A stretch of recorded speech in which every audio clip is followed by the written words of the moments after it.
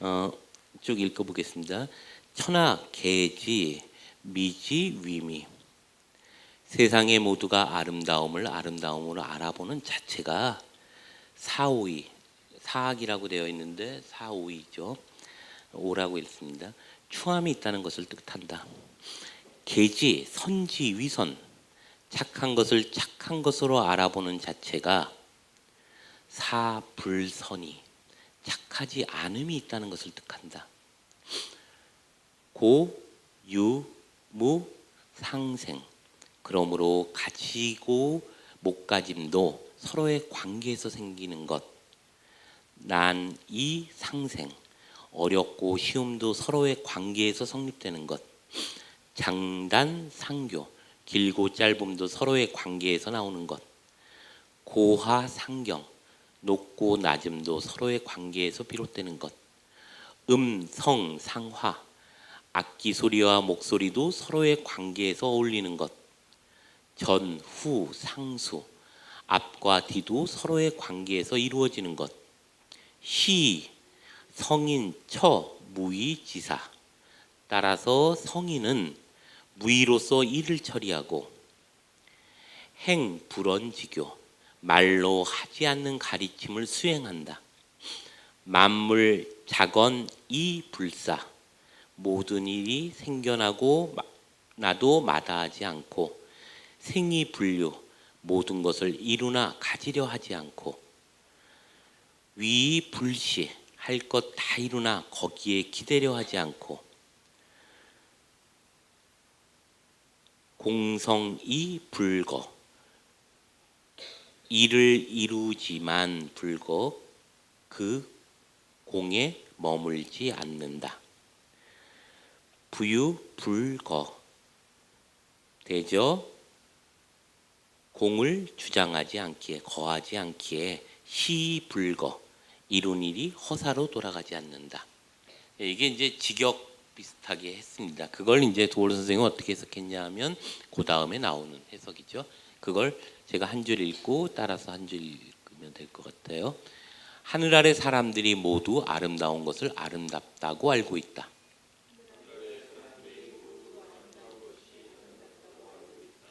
그런데 그것은 추한 것이다. 하늘 아래 사람들이 모두 선한 것이 선하다고만 알고 있다.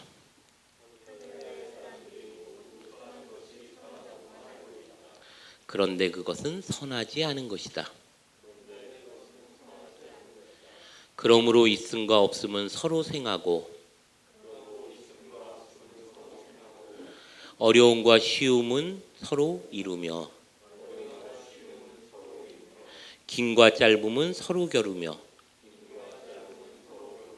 높음과 낮음은 서로 기울며, 노래와 소리는 서로 어울리며, 악과 뒤는 서로 따른다. 그러므로 성인은 함이 없음에 일에 처하고, 말이 없음에 가르침을 행한다.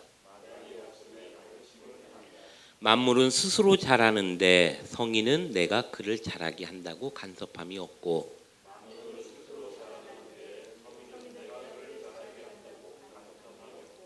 잘 생성시키면서도 그 생성의 열매를 소유함이 없고, 잘 되어가도록 하면서도 그것에 기대지 않는다.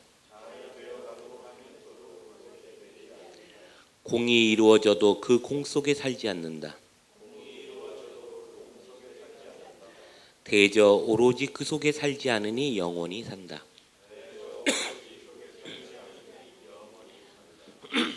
이렇게 한 번씩 따라 읽어보면 좋죠. 이 느낌이 확 오지 않습니까? 자, 먼저 처음부터 좀 이야기를 좀 해보죠. 하늘 아래 사는 사람들, 천하의 모두가 개 알고 있다는 겁니다. 뭘 알고 있냐면 아름다움을 아름다운 것으로 알고 있다는 겁니다. 그게 아까 명가명, 비상명, 도가도, 비상도, 명가명, 비상명이라고 하는 의미와 유사할 텐데요. 아름다움을 아름다운 것으로 알고 있는데 그것은 추한 것이다. 선함을 선하다고 알고 있지만 그것은 선한 것이 아니다. 재밌는 건 선이라고 하는 것을 악이라고 하는 것과 비교하지 않고요. 미라고 하는 것을 오랑 비교합니다. 악하고 비교하는 거죠. 그리고 선의 반대는 불선이라고 얘기하는 거죠. 이것도 재밌는데요. 왜냐하면 동양 사회에서는 선악 개념이 없어요. 악하다는 게 없습니다. 악이라고 하는 개념을 굳이 쓴다면 왜 거친 음식 할 때, 거친 옷, 거친 음식 할 때 악이 악음이라고 얘기합니다. 거친 음식들. 그럴 때만 악이라고 하는 말을 쓰고요. 선에 대비하는 것은, 선이라고 하는 것은 착하다는 것이 아니라 좋다는 겁니다. 드울선이에요. 좋은 것은 그렇지만 불선, 그것의 반대는 불선인데요. 그래서 악의 개념이 아니고 좋지 않음의 개념으로 쓰이고 있습니다. 그것은 사실 어떤 면에서 보면 선과 미는 같은 의미로 사용되고 있는 거죠. 그런 점에서 이제 악이라는 개념이 아니라는 것들을 좀 염두에 두시고요. 그 다음에 도대체 처음에 이야기하려고 하는 것들이 보통은 이제 상대적 개념으로 씁니다. 선하다는 것은 선하지 않은 것, 착하다는 것은 착하지 않은 것에 기반으로 삼는다. 예, 틀리지 않아요. 그런데 이것보다 조금 더 복잡한 문제가 이 안에 들어가 있습니다. 뭐냐면 최진석 교수는 이런 표현을 쓰는데요. 유행이 되는 것은 이데올로기다, 이런 얘기를 합니다. 뭐냐면 유행이 되는 순간 유행은 보다 그것이 하나의 권력이 되어 버린다는 거예요. 요즘 아이들 사이에 게임을 모르면 게임으로 왕따가 당합니다. 그래서 아이들은 어쩔 수 없이, 물론 어쩔 수 없지는 않죠. 스스로가 너무 즐거워하죠. 게임을 다 하게 됩니다. 왜냐하면 그것이 유행이 되는 순간 그것은 나머지를 배제하는 것이 되기 때문입니다. 이것을 좀 다른 각도에서 보면요. 그런 얘기했죠. 우리가 어떤 물건을 사용 가치를 갖는다고 얘기합니다. 컵은 마시기 위한 거죠. 그런데 이것이 조금 진화되면서 컵은 사용 가치를 갖는 것이 아니라 교환 가치를 갖게 됩니다. 얼마짜리 컵이지? 라고 하는 거죠. 그래서 그냥 물컵이라고 하는 개념을 넘어서는 개념으로 우리 삶을 규정합니다. 그래서 어떤 차는 얼마짜리 차지, 어떤 옷은 얼마짜리 옷이지 하는 교환 가치가 우리를 지배하고 있는 것이 산업사회의 어떤 현실이죠. 그런데 이게 조금 더 지나가면서 하나의 기호 가치를 갖기 시작합니다. 부르디에라는 그 사회학자가 이야기하듯이 구별짓기의 의미를 갖기 시작합니다. 뭐냐면 이 컵은 어디 컵인가요? 이건 잘 모르겠다. 최근에 몇 년 전에 우리나라에 포트레이온이 들어왔습니다. 포트레이온 컵은 잔은 그 잔 자체가 엄청난 가격을 했죠.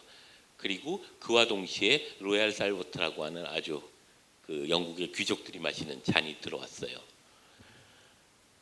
그것을 가지고 있다는 것은 뭐냐면 집들이 때, 신혼에 집들이를 할 때 로얄 알버트라고 하는 잔을 쫙 내놓거나 포트레이온을 쫙 내놓는 건 나 너희하고 달라, 이런 거죠. 나는 김치를 먹을 때도 그냥 그렇게 먹지 않아. 이것에 대한 구별짓기. 너희와 내가 다른 것을 갖고 있는. 그래서 이 구별짓기는 의 근본은 뭐냐면 이미지가 인간의 삶을 규정합니다. 우리가 욕망이라고 하는 것은 타인의 욕망을 욕망하는 거죠. 타인의 욕망을 욕망합니다. 그럼으로써 내가 그것을 모방하는 어떤 심리들이 확대되게 되면, 모방하는 심리들이 확대되기 시작하면 또다시 유행이 되죠. 유행은 권력을 이룹니다. 그러면 그 권력으로부터 또 다른 새로운 권력의 욕망들이 생기게 됩니다. 그래서 명품이 되죠. 결국 좋아하고 좋아하지 않음은 그 자체로 존재하는 것이 아니라는 겁니다. 그것은 끊임없이 권력의 이데올로기를 갖고 있습니다. 유행과 구별짓기. 반복들을 통해서 끊임없이 구별짓고자 하는 욕망과 모방하려고 하는 욕망들이 계속 존재하는 것, 그것이 아름다움과 아름답지 않음에 대한 문제죠. 아름다움은 아름다움으로 알고 있지만 아름다움은 추한 것이다. 왜 추하냐 하면 거기에는 권력이 존재하고 있기 때문입니다. 단순히 아름다움은 아름답지 않는 것을 수용하는 개념으로 존재해야 된다는 것은 반만 얘기하고 있다고 노자는 얘기하는 거죠. 나머지 반은 무엇이냐? 그것이 추하게 존재하는 것이다. 왜냐하면 그 안에는 권력의 이데올로기가 숨겨져 있기 때문이다. 그것은 우리가 선하다고 하는 것, 그것이 율법이 되는 순간, 그래서 그것이 도덕 명령이 되는 순간, 그것은 선하지 않은 것이다. 그것이 윤리로 존재하는 것이 아닌 순간, 그래서 이것은 이래야 돼, 남자는 이래야 되고 여자는 이래야 되고, 최근에 메갈리안 논쟁들을 많이 봅니다. 저는 그런 생각을 해요. 아니 메갈리안 뭐가 문제지? 이런 생각이 듭니다. 뭐 그 사람들이 뭐 이렇게 뭐라고 할까요? 남성 혐오 이런 것들이 있지만 그렇게 만들어놨죠, 세상이. 그리고 그것이 갖고 있는 그 티 하나 만들어진 것 때문에 폭력이 존재한 거잖아요. 메갈리안들이 티를 만든 거죠. 왕자를 원하지 않는다, 이런 얘기의 티가 있습니다. 메갈리안들이 미러링이라고 해가지고 일베들이 얘기하는 걸 거꾸로 그대로 반사하는 방식으로 자신의 담론을 만들어낸 거죠. 그랬더니만 메갈리안이라고 해서 성우를 자른 거죠. 거기에 폭력은 메갈리안이 폭력인가요? 메갈리안이라고 해서 그걸 행위한 것이 폭력인가요? 저는 율법이 만들어낸 폭력은 여기에 있다고 생각합니다. 이 율법, 어쩌면 저는 예컨대 제가 성경을 읽을 때 정말 통쾌한 것 중에 하나가 그런 그림을 그려보면서 한번 읽어봤어요. 이제 제자들과 그리고 수없이 쫓아다니는 그 수많은 이 거짓대들이죠. 예수 쫓아다니는 거짓대들 수천 명이 가는데 너무 배고픈데, 근데 들판에 곡식이 미리 쫙 있는 거죠. 그걸 달려가서 막 먹는 거죠. 그럴 때 예수가 야, 이 새끼들아, 너희 이런 거 훔치는 거야, 뭐 이런 얘기 안 하고 있는 거죠. 근데 마침 그날이 안식일이라는 거죠. 율법주의자들이 와서 얘기하는 거죠. 안식일에 이렇게 해도 되냐, 이런 얘기를 합니다. 그럴 때 예수가 얘기하는 얘기가 있죠. 사람을 위해서 안식일이 있지 안식일을 위해서 사람이 있는 것이 아니다. 전 진짜 통쾌했어요. 무슨 말이냐면 윤리와 도덕규범에 대한 얘기를 하고 있는 거죠. 윤리라고 하는 것은 그 도덕규범을 얘기하는 것이 아니다. 명가명 비상명이 아니라는 거죠. 그것이 어쩌면 여기서 우리가 선하다고 하는 것은 선한 것이 아니다. 그래서 이제 그런 얘기를 하는 거죠. 그 하늘 아래 사람들이 모두 선한 것을 선하다고만 알고 있다. 그런데 그것은 선하지 않은 것이다. 그 다음에 그것을 전제로 이 여기에 보면 시이라고 되어 있죠. 그건 그러므로 하는 얘기입니다. 보통 논어에 보면 왈이라는 표현을 많이 쓰는데요. 그 노자에는 한 번도 왈이라는 표현이 없습니다. 이유는 뭐냐면 자연의 법칙, 크리스찬적으로 얘기하면 하나님의 법도라고 하는 관점에서 그러므로 우리의 삶이란 이래야 된다라고 얘기하기 때문입니다. 그것이 시이예요. 그러므로 한 개인의 한 성인의 이야기를 가지고 얘기하지 않습니다. 바울이 얘기했듯이 오직 그리스도의 목소리로 이야기를 하는 거죠. 그것이 이제 그러므로 그 다음에 첫 번째 나오는 것이 어려움과 쉬움은 서로 이루고 긴과 짧음은 서로 겨루고 높음과 낮음은 서로 기울며 노래와 소리는 서로 어울리며 악과 뒤는 서로 따른다. 여기에는 중요한 문제가 있습니다. 뭐냐면 상대주의 관점도 있지만 아까 얘기했던 폭력과 폭력이 아닌 것에 대한 의미가 있습니다. 이러자면 이런 거죠. 크다는 것은 작다는 것을 포괄하는 개념입니다. 있음은 없음을 포함한다. 아까 1장에서 말씀드렸죠. 근데 작다는 것은 큰 것을 포함하고 아니라는 것은 밖을 포함합니다. 아니라고 하는 안의 존재는 존재하지 않아요. 존재는 보이는 건 안의 존재로 존재하지만 존재는 안팎의 상생관계에서 존재합니다.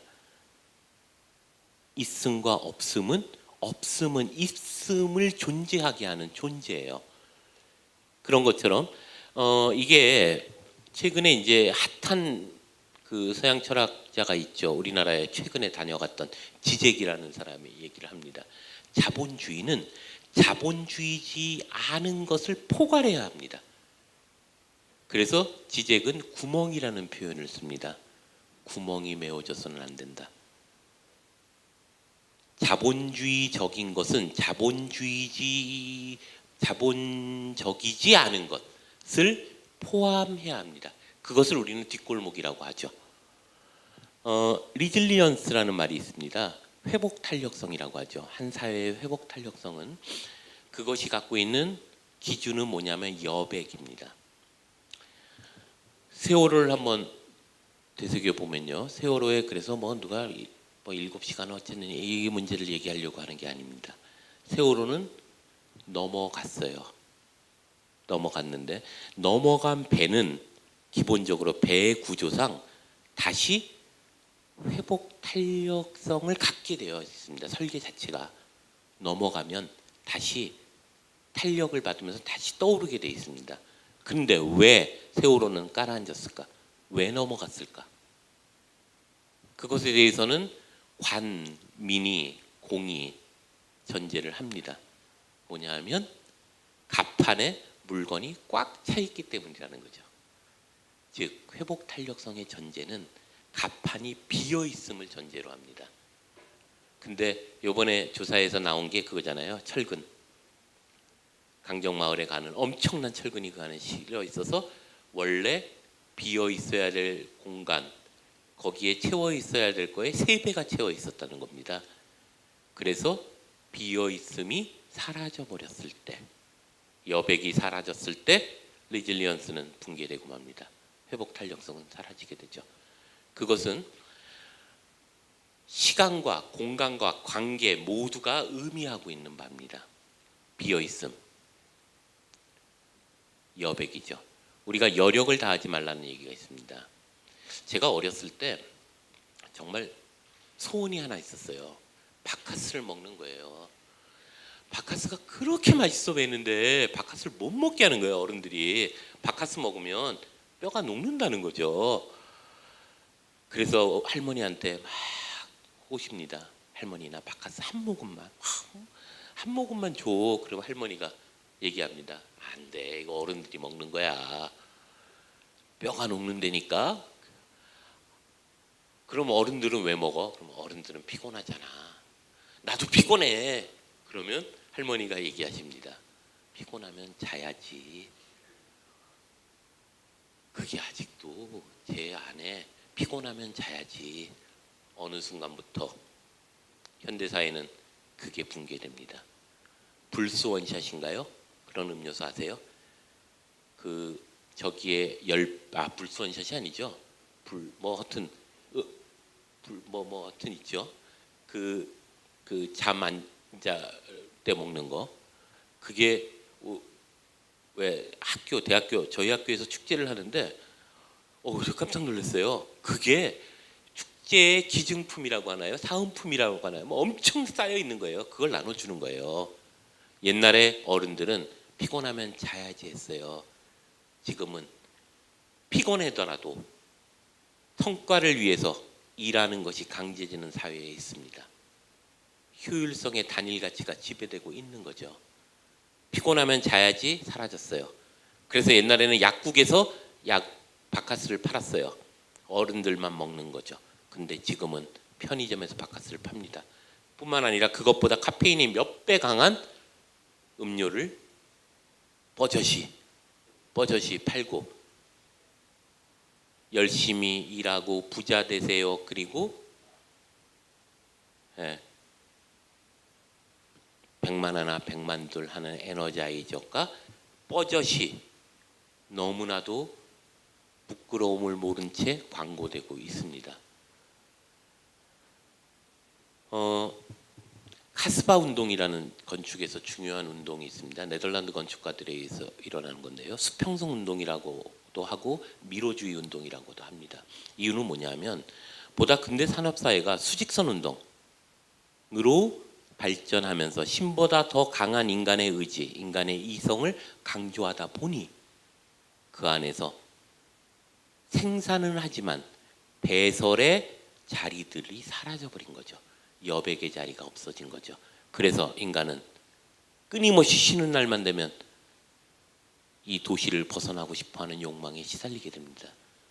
뭔가 청결하고 깔끔하고 그리고 규격적이고 보다 효율적일 것 같은 공간적 지배는 우리의 삶의 정신적 배설을 방해하고 있습니다. 그걸 붕괴시켜버린 거죠.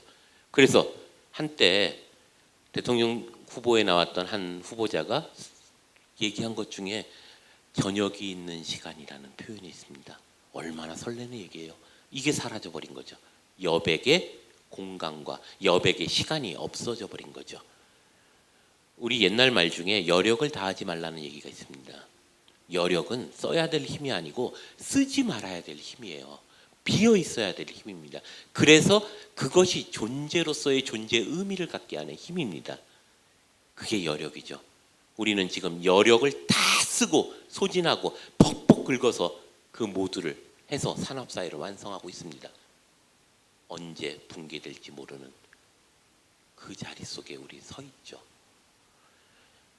그래서 자본주의적인 것이 존재하기 위해서는 아까 나무가 존재하기 위해서 흙을 끌어안듯이 자본주의적인 것이 존재하기 위해서는 자본적이지 않은 뒷골목이 존재해야 됩니다. 그것을 끌어안고 가지 않으면 안 돼요. 자본주의적이지 않은 것. 그것이 사라지는 순간 자본주의는 붕괴되고 맙니다. 예, 여기 처음 김요한 목사님이 이걸 만들 때 커피를 무료로 대접하겠다. 사람들이 여기 와서 공부하는 것을 그때 내가 웃으면서 그런 얘기를 했어요. 꼭 무슨 하나님이 세상을 창조하고 보기에 좋았더라 하는 것처럼 당신이 그거 보면서 흐뭇해하려고 그러는 거죠. 나 막 웃으면서 그렇다는 거예요. 그렇죠. 자본적이지 않은 것. 지금 아마 이 자리의 강의는 아마 무료 강의일 겁니다. 제가 뭐 깊이가 없어서 문제지만 이렇게 무료 강의로 끊임없이 사람들과 만나려고 노력하는 것, 자본적이지 않은 것, 이것이 우리 자본주의를 살게 하는 거죠. 그 티벳의 승들이 그 들숨과 날숨을 쉬면서 그 요가 수행을 하는 게 있습니다. 그것이 마치 아마존의 밀림이 산업의 모든 폐기물을 빨아들이듯이 세상의 사나움과 거침의 호흡을, 기운을 빨아들여서 자기 몸 안에 담고자 하는 요가 수행법이라고 하죠. 그 요가 수행법을 하는 정말 한 1000여 명의 승려들 쫙 보면 정말 엄숙해집니다. 와, 그런 생각이 드는 거예요. 적어도 그것이 사실이냐 아니냐가 아니라 그 존재들을 가지고 있는 현실이 그나마 우리를 종말로 향하지 않게 하는 그것이 아닐까. 그래서 성경에서 교회에서 이야기합니다. 항상 기도하고 범사에 감사하고. 그것을 우리가 잃어버리는 순간 자본주의적인 것은 오로지 효율적인 자본주의적인 것으로 존재하기 때문에 붕괴하게 됩니다. 이것이 길고 짧으면 서로 기대고 있음과 없음은 서로가 만들고 큰과 작음은 서로가 이루어지고 안과 밖은 서로가 조화를 만들고 소리와 악기는 서로가 관계를 맺고 이것이 노자가 이야기하는 헛된 의미입니다. 이것이 폭력이 되지 않기 위해서는 서로 다른 타자가 그 안에 존재해야 합니다. 그것을 끌어안고 가야 하는 거죠. 그래서 어떤 목사님인지 교수인지 모르겠는데 그분이 그런 얘기를 하죠. 신은 뭐냐? 너 옆에 있는 타자다. 너 옆에 네가 배제하고 있었던 그것이 하나님이다. 그것이 성서학적으로 옳으냐 그르냐 하는 문제가 아니라 저는 그런 생각이 듭니다. 예수가 왜 율법을 넘어서 이곳에 왔을 때 무엇을 얘기하려고 하고 있는가 하는 문제들이 그런 의미들은 아닌가 합니다. 그래서 그러므로 성인은 함이 없음의 일에 처하고 이게 정말로 노자철학의 중요한 거죠. 무의에 대한 이야기입니다. 그 독일 총리 메르켈이 있습니다. 독일은 우리가 생각하는 것보다 훨씬 민주주의가 관료제 하에서 발전하고 있습니다. 그런 얘기 농담으로 하죠. 메르켈이 무슨 생각을 하는지 메르켈도 모른다는 거예요. 그가 무슨 생각을 하는지 모르기 때문에 어떤 문제가 발생하냐? 그가 무슨 생각을 하는지 알면 그 다음부터는 권력이 형성됩니다. 그 밑에 있는 모든 사람들은 우수석, 진경준 이런 애들은 전부 박근혜 대통령이 무슨 생각을 하는지를 알기 때문에 그 밑에 줄 서 있는 거죠. 메르켈은 무슨 생각을 하는지 자기도 모르기 때문에 모두가 자기의 생각들을 얘기합니다. 메르켈이 하는 유일한 것은 뭐냐면 서로의 다른 생각들을 조절하는 역할만 합니다. 그것이 다원주의적 민주주의를 발전시키는 계기가 되죠. 그래서 독일이 최근에 관료제 안에서 민주주의를 수행하는 아주 중요한 의미를 갖고 있다고 합니다. 북유럽의 그 사람들, 특히 스웨덴이나 노르웨이 같은 데가 초기에 60년대에 사민주의라는 입장으로 복지국가로 완전히 바꿉니다. 이 바꿀 때 그들이 고민했던 것이 뭐냐면 그 당시에 자본주의의 이 엄청난 위험성, 이 폭력성을 반대하고 뜬 사회주의, 이른바 막스 레닌주의라고 하는 이것에 대해서 추정했던 추종자들이었습니다. 근데 어느 날 스탈린이 집권하는 것을 발견하는 순간 그것 또한 또 다른 의미의 권력으로 작동하는 걸 보게 됩니다. 그리고 그들이 다시 입장선회를 하기 시작합니다. 그리고 그들이 고민하고 모델을 만들기 시작합니다. 이 모델을 만들 때 핵심적인 것이 무엇이었냐면 시민자치였습니다. 내가 무엇을 행하는 것이 아니라 무엇을 행하는지 같지 않을 때 리더십은 아래에서 다양한 의견들이 공존하게 만드는 방법이죠. 그것이 사민주의를 만들어냈고 그것이 현재의 복지국가를 유지하게 만들어냅니다. 그걸 가지고 이제 메르켈이 다시 응용하기 시작하고 있는 거죠. 이것이 함이 없음으로 행함, 무의의 행함이라고 하는 건 존재에 대한 인식입니다. 타자를 끌어안을 때만 비로소 존재는 존재로서 존재한다는 인식. 그럼으로써 행함이 없다는 것은 무의는 행하지 않는 게으름을 의미하는 것이 아닙니다. 서로 대립물의 의미를 위에 얘기하듯이 장단상교이고 유무상생이고 이것을 끌어안는 것을 무의라고 얘기하는 거죠. 없음의 의미들을 있음이 인지하는 것, 그럼으로써 타자와 함께 존재하는 것, 이것이 무의의 어떤 의미가 됩니다. 그래서 성인은 함이 없음에 일에 처하고 말이 없음에 가르침을 행한다. 아까 얘기하려고 하는 얘기 중에 그런 게 있습니다. 제일 부모 중에 위험한 부모, 농담으로 그런 얘기하죠. 교사, 목사, 군인, 그런 얘기합니다. 이유는 꽉 차여 있기 때문이에요. 비어 있음이 없기 때문입니다. 제가 정말 존경하는 선생 부부죠. 있어요. 정말 공부 많이 하신 분입니다. 저희가 늘 공부할 때는 그분들을 생각해요. 그렇게 치열하게 공부하신 분들. 지금 두 분 다 이제 서울대 교수로 계시는데요. 그분이 이제 동네에 살아서 이제 좀 알게 됐는데 그분의 아들이 하나 있습니다. 이 아들이 이제 저희 집에 와서 노는 걸 좋아해요. 그래서 툭 하면 저희 집에 와서 이제 놀았어요. 근데 얘가 하루는 가출을 했다고 저희 집에 왔어요. 와서 이야기를 합니다. 선생님한테는 우리 아빠 엄마가 존경스럽죠. 그러는 거예요. 그래서 그렇지. 대단하신 분이지. 그랬다. 아니에요. 저한테는 아빠는 짐승이고요. 엄마는 뺑덩 엄마예요. 뭐 이런 얘기를 해요. 무슨 말이냐? 그랬더니만 무슨 일이 있었냐면 얘가 이제 외고를 다녔다고 해요. 외고를 다녔는데 성적이 좋았겠죠. 그런데 이제 그래도 내신 때문에 서울대를 못 갔나 봐요. 근데 그 집안은 전부 완전히 뭐 100% 서울대거든요. 그리고 그 아버지는 하버드에서 석사, 옥스퍼드에서 박사를 하신 분이니까 뭐 그 집안 전체가 뭐 장난 아닌 집안이에요. 내가 이제 서울대를 못 가게 된 거죠. 그래서 엄마한테 얘기를 했대요. 엄마 나 서울대 안 가요. 그랬더니 엄마가 왜? 그랬대요. 서울대 가는 놈들 다 비겁해요. 이런 얘기를 한 거죠. 행복은 성적순이 아니잖아요. 그러고 막 따진 거예요. 엄마가 듣고 있다가 그래 나도 그렇게 생각한다. 행복은 성적순이 아니야. 그런데 말이다. 그건 서울대 갈 수 있는 놈이 그런 얘기는 하는 거다. 서울대 못 가는 놈이 그런 얘기를 하는 건 비겁하고 유치한 거지. 이런 얘기를 막 하는 거죠.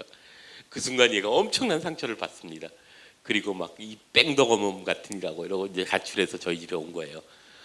오기 한 10분 전쯤 그 어머니한테 전화가 왔어요. 이 선생 그러느냐 우리 애가 거기 갈 거야. 밥 좀 잘 해주고 잘 달래서 나중에 보내. 아마 자고 간다 그럴 거야. 재워줘. 이러고 다 아는 거죠. 그것까지. 다 알아요. 응.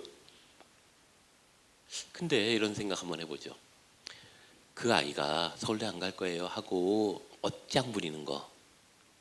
그가 정말 서울대 가기 싫어서 그랬을까요? 또 그게 비겁하다고 생각했기 때문일까요? 아니죠. 힘들고 외롭기 때문입니다. 그냥 엄마가 좀 속아주면 안 되나요? 그냥 등 치워주면서 외롭구나, 힘들지, 그럼 공부하는 게 힘든 거야, 쉬어가면서 해 라고 얘기하면 안 되나요? 그걸 꼭 논리적으로 네가 말하는 것이 왜 논리적으로 틀렸고 그래서 너는 어떤 문제가 있고 이렇게 얘기해야 할까요? 그 노자의 28장에 보면 그런 얘기가 있습니다. 지기웅하고 숙이자하며 위천하게라. 지기웅, 수컷댐, 우기고 떼쓰고 소리 지르고 어깃장 놓고 뭐 그런 거 있잖아요. 뭐 몰라 나 오늘 망칠 거야 뭐 이런 것을 다 알면서 지기웅하면서 숙이자. 그것 어깨에 두들겨주고 속아주고 받아주고 조금 안아주고 이럴 수 있으면 천하의 계곡이 된다. 계곡이 뭐예요? 큰 그릇이죠. 담아도 고갈되지 않는 큰 그릇입니다. 비어있음의 왕도죠. 그것이 된다. 무엇을 하기 위해서? 지기웅하고 숙이자 하면 그것이 여기서 얘기하는 불언지교이죠. 행함이 없음에 행함을 하고 그리고 말이 없는 가리킴을 한다. 논리적인 것이 아니에요. 논리적으로 옳고 그름이 아니에요. 논리적으로 정합하냐 아니냐가 아니에요. 말 없는 없음을 끌어안는 의미를 갖는 거예요. 그럴 때 없음을 끌어안는 의미를 가질 때 그게 불언지교죠. 말로 말하지 않는 가리킴입니다. 말 너머의 의미들에 대한 거죠. 가명 너머의 명을 얘기하는 것이고 가도 너머의 도를 얘기하는 거죠. 그것이 그러므로 성인이라고 하는 말이 재밌는데요. 원래 성자의 핵심은 귀자입니다. 하늘의 소리를 듣는 거예요. 그게 성인입니다. 하늘의 소리를 듣는다. 그건 뭐예요? 결국 비밀에 대한 이야기죠. 보여지는 것을 넘어서는 것들을 듣는 자, 성인입니다. 성경에 보면 귀 있는 자는 들을지어다. 이 귀 있는 자, 보이는 것을 넘어서는 그것을 들르는 것, 그것이 어쩌면 노자가 얘기하는 것이고, 그래서 성인은 함이 없음에 일에 처하고 그리고 말이 없음에 가르침을 행합니다. 만물은 스스로 자라는데 성인은 그 다음부터 재밌죠. 내가 그를 자라게 한다고 간섭함이 없고, 그리고 잘 생성시키면서도 생성시키다, 생하면서 생이 그 다음에 뭐죠? 생성의 열매를 소유함이 없는다. 분류, 생이분류, 생이분류 이런 거죠. 장미꽃, 아까 왜 존재와 존재자를 얘기했는데요. 존재자를 존재하게 하는 어떤 힘, 그것을 크리스찬들은 하나님이라고 얘기합니다. 하나님의 역사라고 얘기하죠. 그리고 하이데거는 존재라고 얘기합니다. 그 존재는 장미꽃을 아름답게 생성시키지만 장미꽃에게 장미꽃을 소유하려고 하지 않습니다. 내가 드러나지 않음에 대해서 서운해하지 않습니다. 그것에 기대지 않아요. 장미꽃에 대해서. 장미꽃이 아름답게 생성시키는 것은 존재자가 가려져 있기 때문입니다.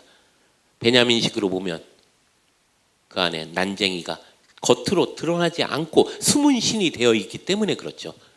저는 교회의 역할에 근본의 역할은 바로 여기에 있다고 생각합니다. 생이 분류하는 데 있습니다. 왜냐하면 하나님은 그렇게 존재를 통해서 존재자를 존재케 하기 때문입니다.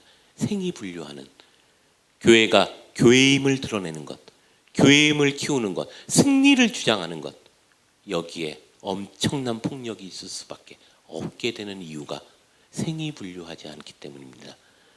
그리고 그 다음에 나오는 게 잘 되도록 하면서도 잘 되도록 하면서도, 그리고 뭐예요? 기대지 않는다. 불시합니다. 불시하는 거죠. 그걸 러셀이라는 사람은 그런 얘기를 하죠. 그 생유분류는 소유 없는 생산을 이야기하고요. 그리고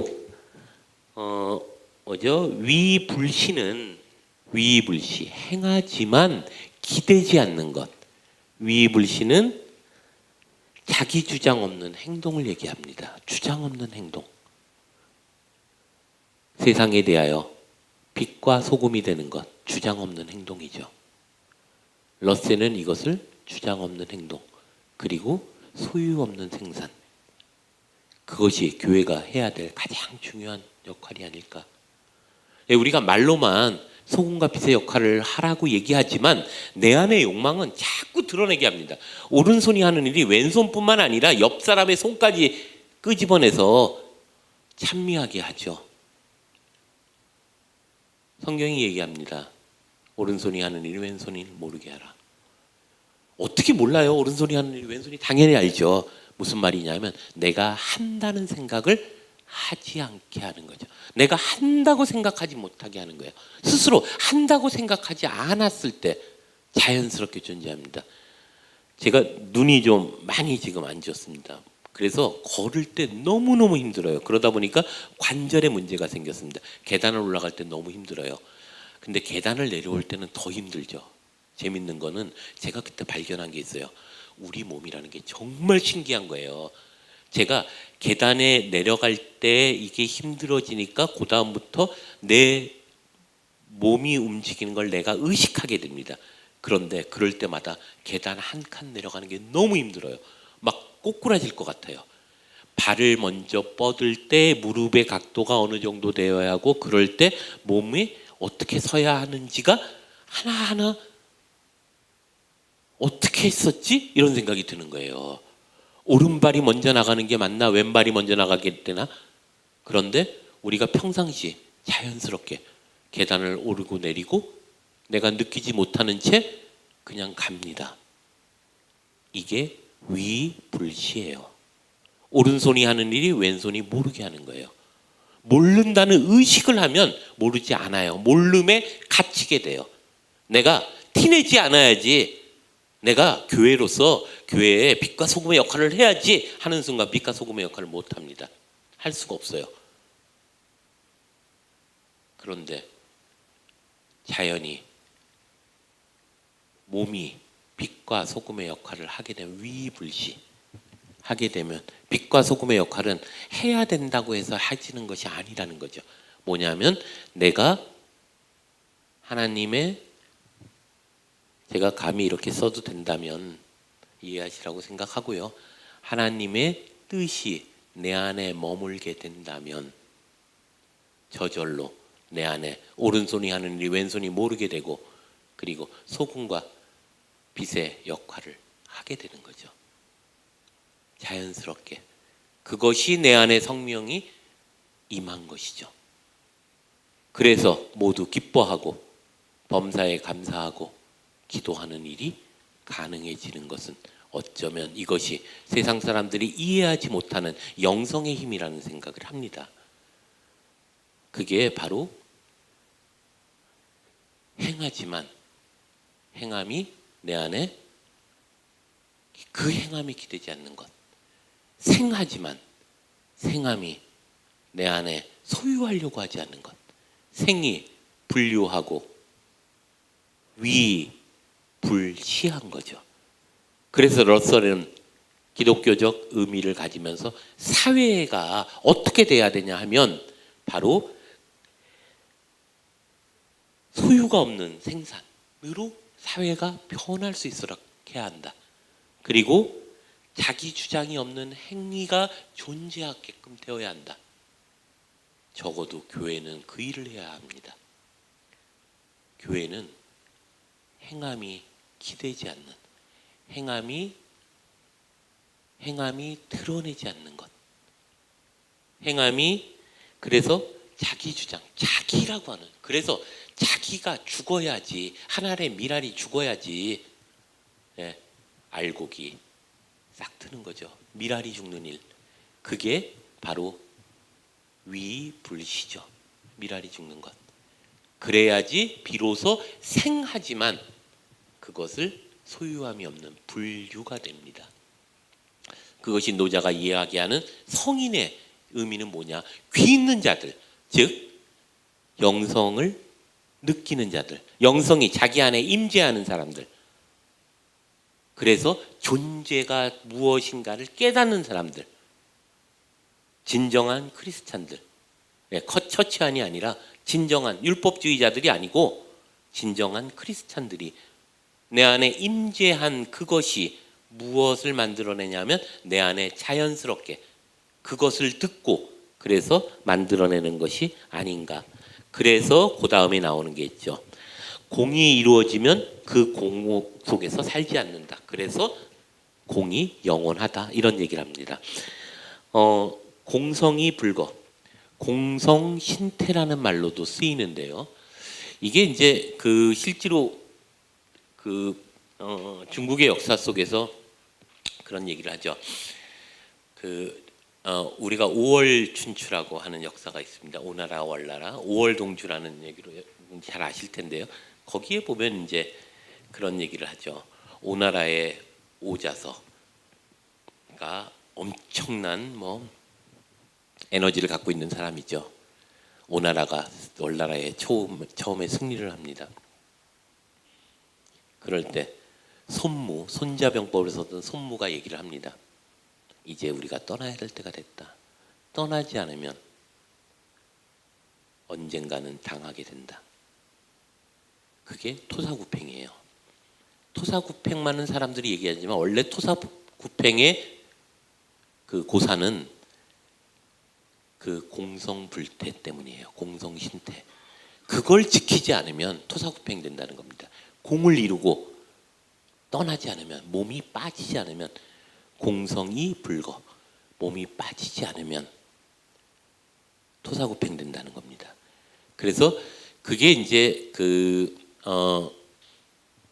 나중에 오나라를 다시 이제 월나라가 이깁니다. 그리고 나서 대부종이라고 하는 사람에게 똑같이 그 당시에 누구죠? 원료가 이제 얘기를 합니다. 토사구팽 얘기를 다시 하죠. 그런데 역시 대부종이 떠나지 않습니다. 결국 대부종은 당하게 되죠. 그 한신이라는 사람이 있죠. 유방을 도와서 한나라를 일으켰던 이 한신은 엄청난 뭐 유방은 뭐 그냥 촌스러운 놈이죠. 사실 유방 한나라를 이긴 건 한신입니다. 그런데 한신에게 마지막 장자방이라고 하는 사람이 충고를 합니다. 그때 나오는 충고가 바로 이거죠. 노자께서 말씀하셨다.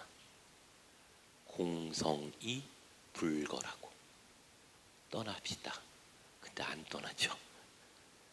그리고 결국 역적으로 몰려서 죽습니다. 한신은 진짜 억울하죠. 그것도 모함에 빠져요. 그 유방의 처한테, 부인한테 모함에 빠져서 사지가 찢기는, 젖을 담궈지는 것에 처하게 됩니다. 그래서 한신이 끝까지 왕이 안 되고 결국 그렇게 한신으로 남아버리게 됩니다. 그때 장자방이 얘기하는 거죠. 그리고 장자방은 떠납니다. 정말 가볍게 떠나요. 그리고 허락도 안 받고 떠나요. 아까 원료라고 하는 사람 얘기를 했는데요. 이 원료가 그 떠날 때 구천이, 월나라의 구천이 너 떠나면 너희 가족들 다 몰살시킬 거야. 세상에 반을 줄 테니까 나와 함께 살자라고 제안을 할 때 원료가 웃으면서 그냥 떠납니다. 그러고 나니까 평생을 천수를 누리면서 살아가죠. 공성이 불태. 이게 저는 교회가 세상에 하는 역할일 것 같다는 생각이 듭니다. 교회가 끊임없이 세상을 적으로 만들어서 세상과 교회라고 하는 이분법에 존재할 것이 아니고, 그것이 아니라 세상에 공을 세우고 그리고 자기의 몸을 빠지는, 불거하는 것. 그래야 교회가 영원히 삽니다.